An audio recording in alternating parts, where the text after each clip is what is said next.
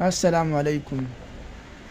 اوس تاسو ته پته ده چې اوس اقرار حسن چې کومه دی سینیر صحافي دی او اوس هغه اعلان وکړو چې زه ځان پارټي جوړوم.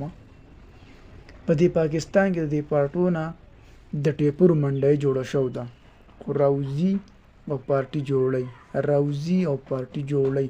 منډۍ خو بیا هم ښایي څو قسمه سبزیانې پل پروت پکې میلاویږي. د سیاست نه خو دغه شی خراب شوی دی چې پټي ته ورځي چا به کې اعلان کړی، چې پټي ته ورځي چا به کې اعلان کړی. اوري اوس پکې اقرار حسن هم راغی، هغې هم د پارټۍ اعلان وکړو.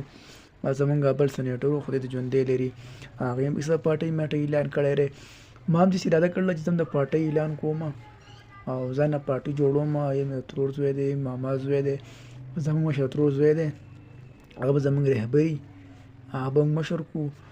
او د پارټۍ نامه چې کومه زموږ له پکار ده، نو زه یم چې د پارټۍ له موږ څه نامه ورکړو چې موږ هم د پارټۍ اعلان کوو.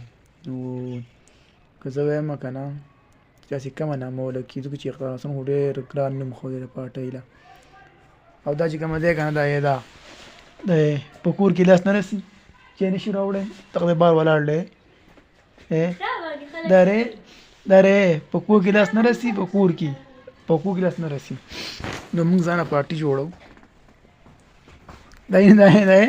دی چې په کور کې لاس نه رسي، زه یم چې راوړی نه شم راوړی، دا پټ شوی دی رانه.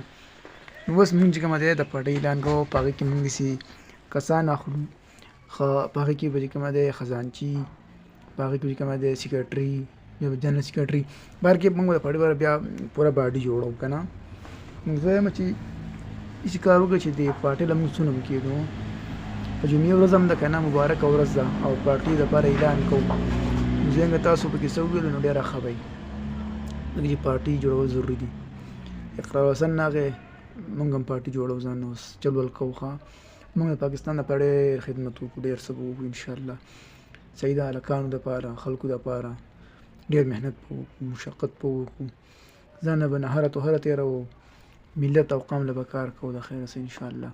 تاسو ورته ودرېږئ او په دې کمنټ کې راته ووایئ چې د پارټۍ له څه نوم ورکړو. ماما زویه سوچ پې وکړه، ښه کافي سوچ پې وکړه، بیا راته